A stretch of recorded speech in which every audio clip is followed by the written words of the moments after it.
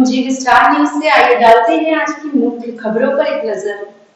कानपुर के जीआईसी मैदान में वृहद रोजगार मेले में शामिल होने आए सीएम योगी आदित्यनाथ ने सीसामऊ विधानसभा उपचुनाव का बिगुल फूंकते हुए बंद पड़ी लाल इमली के पुनरुद्धार का बड़ा ऐलान किया है।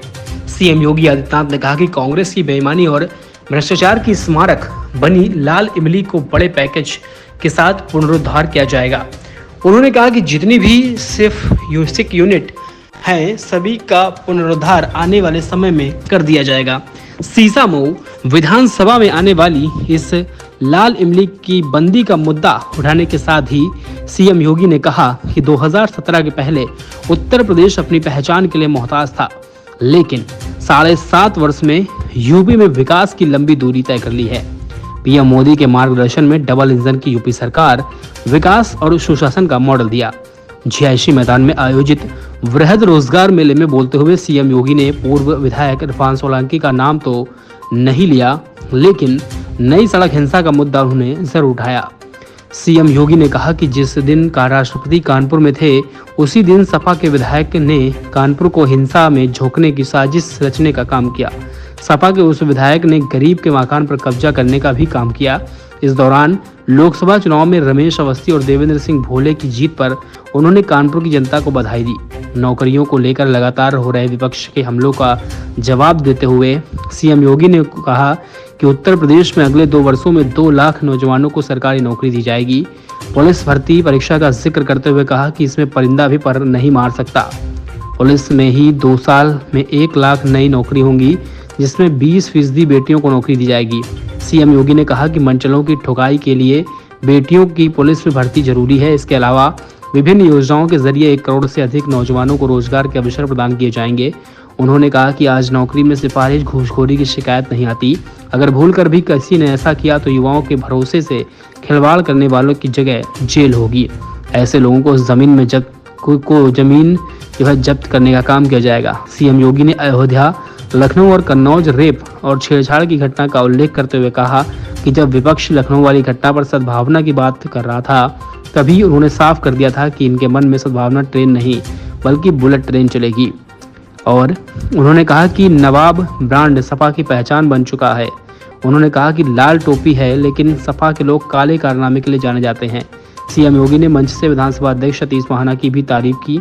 उन्होंने कहा कि इसके पहले के कार्यकाल में सतीश महाना औद्योगिक विकास मंत्री थे। पीएम ने जब उद्योगों की बात की तो सतीश महाना ने उनके विजन को पहचान कर न केवल यूपी बल्कि कानपुर में भी बड़ी मात्रा में निवेश करने को लेकर आए। मंच से सीएम योगी द्वारा विधानसभा अध्यक्ष सतीश महाना की तारीफ को लेकर कई मायने निकाले गए। सीएम योगी ने सीसामऊ नाले का जिक्र करते हुए कहा कि सीसामऊ से लेकर जाजमऊ तक गंगा का विरल और निर्मल बनाने का काम जारी है। इसके अलावा कानपुर की सबसे विकट ट्रैफिक जाम की समस्या से मुक्ति के लिए आगे बढ़ रहा है। उन्होंने कहा कानपुर लखनऊ के बीच बन रहा गंगा एक्सप्रेसवे कानपुर के विकास का आधार बनेगा। सीएम योगी ने कहा कि अब विभाजनकारी राजनीति की दरकिनार करने की जरूरत है। भाजपा ने किसी के साथ जाति मत मजहब नहीं पूछा।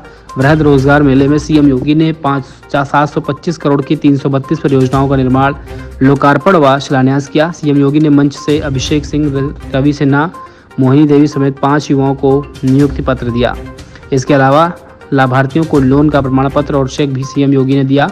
सीएम योगी ने मंच पर मुदिता मिश्रा, आकाश पटेल, अंजलि भारती, नरेंद्र प्रताप सिंह, उत्कर्ष सिंह, पंकज, आशिमा बानो, महक दुबे, आरुषि गौतम आदि को टैबलेट प्रदान किए।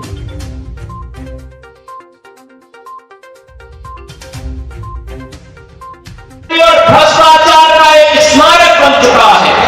जहां यहाँ के नौजवानों को नौकरी और रोजगार मिलना चाहिए था, हजारों लोगों के परिवारों का पेट पलता, आज इनके भ्रष्टाचार का एक स्मारक बन करके चिढ़ा रहा है।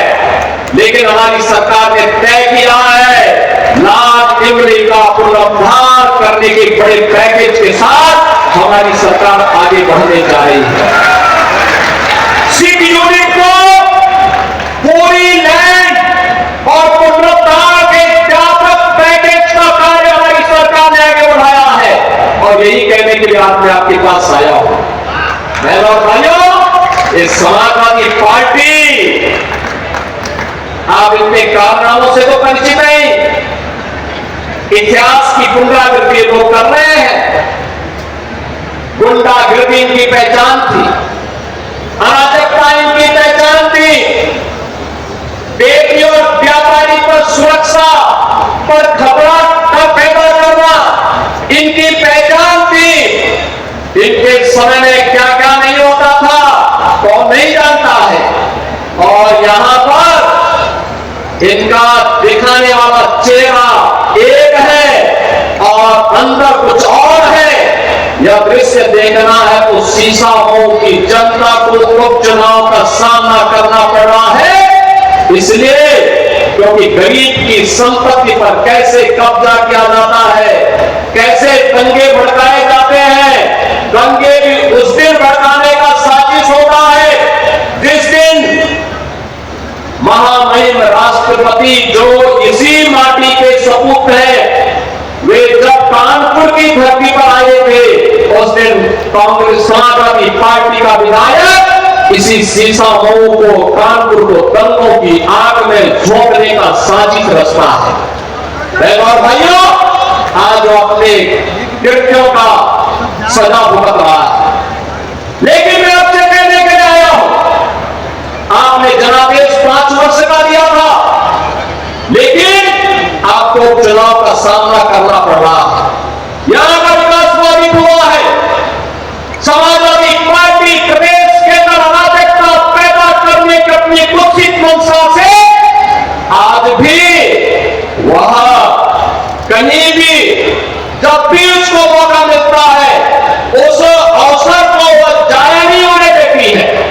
आपने भी इसके चरित्र को देखा है अयोध्या के अंदर, कैसे समाजवादी पार्टी का एक नेता वहां पर एक निषाद बेटी की इज्जत के साथ खिलवाड़ करता है और समाजवादी पार्टी के मुखिया बेशरमी के साथ उस बेशरम के खिलाफ कार्रवाई करने की बजाय उसका समर्थन करते हुए दिखाई दे रहे थे। आपने इनका दूसरा दृश्य लखनऊ में देखा, एक बेटी अपने पिता के साथ मोटरसाइकिल से चल रही है, अचानक बरसात होती है, पानी भरता है और इनके गुंडे सड़क पर किस तरीके से बेटी को गिराने का कार्य करते हैं। और तभी मैंने कहा था जब इनके एक नेता ने सदन में कहा कि सद्भावना ट्रेन चलानी चाहिए, हमने कहा सद्भावना ट्रेन इनके लिए नहीं, इनके लिए बुलेट ट्रेन चलेगी, बुलेट ट्रेन।